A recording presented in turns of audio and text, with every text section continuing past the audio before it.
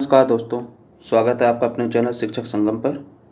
यह आपकी सीटीपी की 5वीं क्लास है, जिसमें आज हम बताएंगे वर्तमान भारतीय समाज एवं प्रारंभिक शिक्षा के बारे में कि वर्तमान में हमारा समाज कैसा है और हमारी प्रारंभिक शिक्षा कैसी है। तो जानते हैं कि शिक्षा के स्तर को ऊंचा करने के लिए प्राचीन काल में प्रारंभिक शिक्षा पर विशेष बल दिया गया था। वर्तमान भारतीय शिक्षा को समझने के लिए इसे मुख्य 2 भागों में बांटा गया है।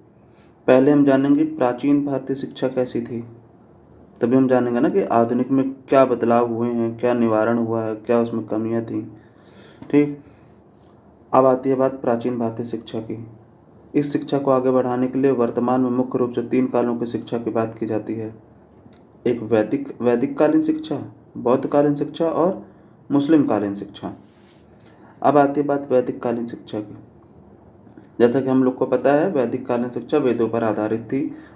जो छात्र होते थे वो गुरुकुल से शिक्षा प्राप्त करते थे और शिक्षा को और जो गुरुकुल से प्राप्त होने वाली शिक्षा थी उसी को वैदिक कालीन शिक्षा कहते हैं। यह शिक्षा संस्कृत भाषा में दी जाती थी। ठीक है, लेकिन अल्तेकर महोदय के अनुसार, अल्तेकर जी जो हैं एक मनोवैज्ञानी हैं।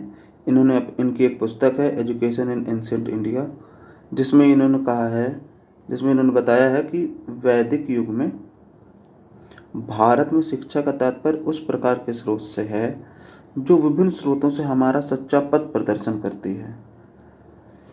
और अब बात आती है वेदों के प्रकार।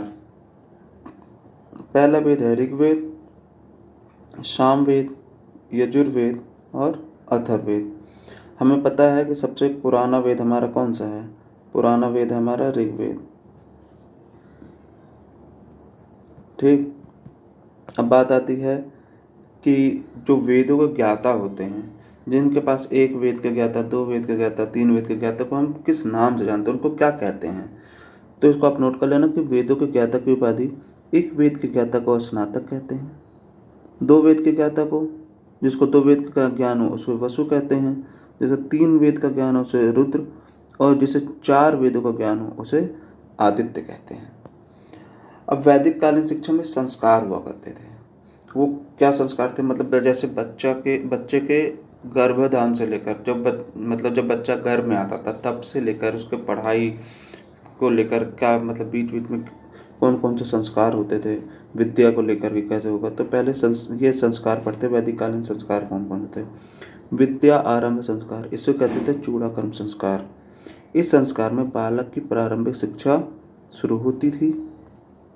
इसमें बालक 5 वर्ष तक अपनी शिक्षा परिवार के लोगों के साथ, जैसे माँ बाप, भाई बहन, चाचा चाची, घर के आस पड़ोस के लोग, उनके साथ घर पर ही सीखता था।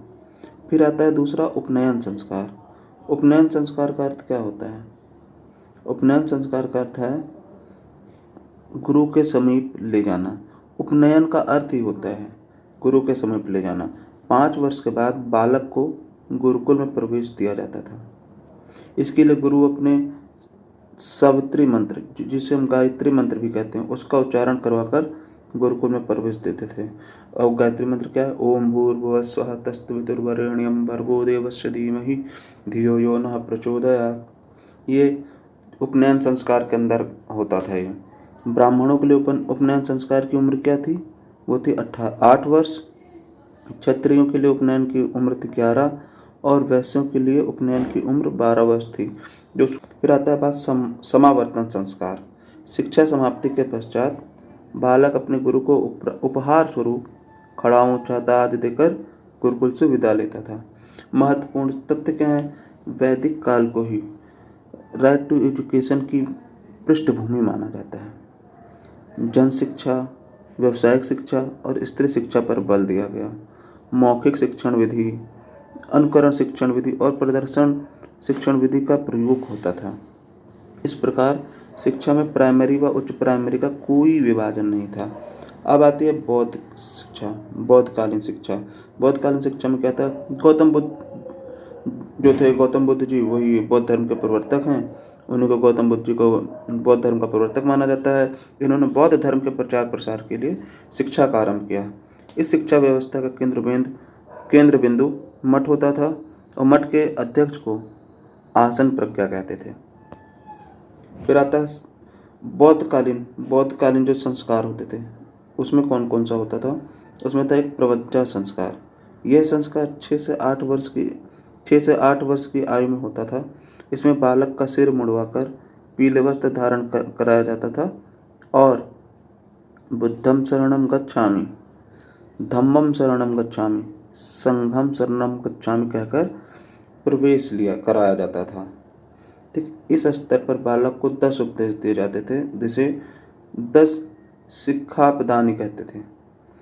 वो 10 उपदेश कौन कौन से थे। एक था चोरी ना करना, दूसरा था जीव हिंसा न करना, तीसरा था किसी भी वस्तु को ना लेना बिना आज्ञा के, चौथा था अशुद्ध आचरण से दूर रहना, पांचवा था असत्य भाषण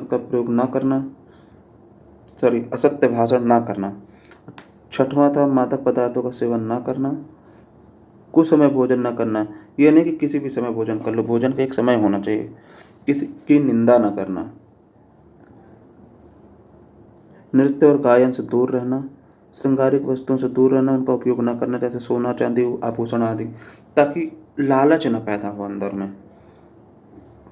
संघ में प्रवेश करने वाले व्यक्ति को सामणेर कहते थे और संघ में प्रवेश करने की प्रक्रिया को उपसंपदा कहते थे। अब आती है मुस्लिम कालीन शिक्षा। ये मुस्लिम कालीन शिक्षा में कैसे मतलब इनकी शिक्षा कैसे होती है। जैसे है कि मुस्लिम कालीन शिक्षा का आरंभ मुगल काल से माना जाता है। मुस्लिम सभ्यता एवं संस्कृति को आगे बढ़ाने के लिए शिक्षा के स्तर को बांटा गया। प्रारंभिक शिक्षा यह मकतब में दी जाती थी, इसकी भाषा अरबी होती थी। और जो उच्च शिक्षा है यह मदरसे में दी जाती थी, जबकि इसकी भाषा फारसी होती थी। जो मकतब की भाषा थी वो अरबी थी और जो मदरसे की भाषा थी वो फारसी हुआ करती थी। अब हमने वैदिक शिक्षा में हमने संस्कार पढ़ा, फिर बौद्ध शिक्षा में पढ़ा। अब हम पढ़ेंगे जो मुस्लिम कालीन शिक्षा में कौन से संस्कार होते थे बच्चों के। बिस्मिल्लाह संस्कार। यह संस्कार बालक के 4 वर्ष 4 माह 4 दिन के होने पर होता था। जब बच्चा 4 वर्ष 4 माह 4 दिन का हो जाता था, इस दिन बच्चे से कुरान शरीफ का 54वां 55वां भाग पढ़वाया जाता था। यदि बालक नहीं पढ़ पाता था तो बच्चे से सिर्फ बिस्मिल्लाह कहकर यह संस्कार पूर्ण मान लिया जाता था। अब आता है, एक नोट कर लेना आप लोग कि जो बाबर की पुत्री थी गुलबदन बेगम, उसने हुमायूं नामक ग्रंथ लिखा था। इसे मुस्लिम कालीन प्राचीनतम ग्रंथ माना जाता है। अब ये आज का टॉपिक था। अब इससे रिलेटेड जो क्वेश्चन 2015 के बाद पूछे गए शिक्षक भर्ती में वो हम आपके सामने पूछते हैं, आपको इससे रिवाइज हो जाएगा। बिस्मिल्लाह संस्कार बालक की किस आयु में किया जाता था, जिसमें या तो उसको कुरान का 55वां भाग पढ़ाया जाता था या उससे बिस्मिल्लाह कर उसका प्रवेश ले लिया जाता था। तो वो था 4 वर्ष 4 माह 4 दिन की आयु। मकतब में मुख्य रूप से किस प्रकार की शिक्षा प्रदान की जाती थी। प्रारंभिक शिक्षा। और मकबरे में उच्च शिक्षा। प्रवज्जा संस्कार किस शिक्षा काल की प्रमुख विशेषता थी। प्रवज्जा जो होता था बौद्धकालीन शिक्षा थी वो। और प्राचीन काल में ब्राह्मण क्षत्रिय और वैश्य वर्ण के लिए उपनयन संस्कार की आयु क्रमशः क्या थी। ब्राह्मण के लिए 8 वर्ष, क्षत्रिय के लिए 11 और वैश्य के लिए 12 वर्ष। अब शिक्षा समाप्ति के पश्चात गुरुकुल से विदा लेते समय कौन सा संस्कार किया जाता था, उसे कहते हैं समावर्तन संस्कार। बौद्ध शिक्षा प्रणाली में उच्च शिक्षा हेतु संघ में अस्थायी प्रवेश की प्रक्रिया को क्या कहा जाता था, इसको कहा जाता था उपसंपदा। 7वां क्वेश्चन है आपका, मुस्लिम काल में उच्च शिक्षा के मुख्य केंद्र क्या कहलाते थे। अभी हमने पहले बताया कि वो मदरसे कहलाते थे। मकतब जो था वो प्रारंभिक शिक्षा के लिए था। जो प्रसिद्ध ग्रंथ हुमायूं नामा है, इसकी रचना किसने की थी। जो बाबर की पुत्री थी, कौन, गुलबदन बेगम। और ये लास्ट क्वेश्चन है आपका, उपनयन शब्द का शाब्दिक अर्थ क्या होता है। उपनयन शब्द का शाब्दिक अर्थ ही होता है गुरु के समीप ले जाना। ये आपका आखिरी क्वेश्चन था। तो दोस्तों ये रही आज की हमारी क्लास। अगर आपको हमसे पढ़कर अच्छा लगा है तो इस चैनल को सब्सक्राइब कर लें और बेल आइकन को ऑन कर लें। मिलते हैं आपको अगली क्लास में। Thank you class.